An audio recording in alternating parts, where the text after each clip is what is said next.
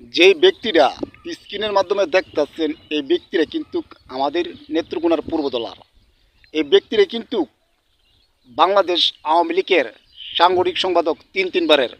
মনে রাখবেন, আহমদ হোসেন জননেতা।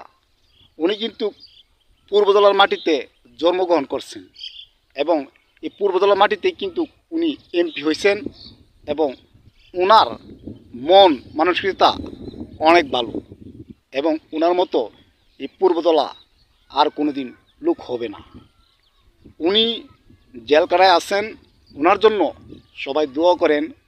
ওনার শরীর স্বাস্থ্য যেন আল্লাহ তাআলা ভালো রাখেন, আবার যেন ওনারা নিয়ে আমরা রাজপথে নামতে পারি এবং বিজয়ের মালা অর্জন করতে পারি।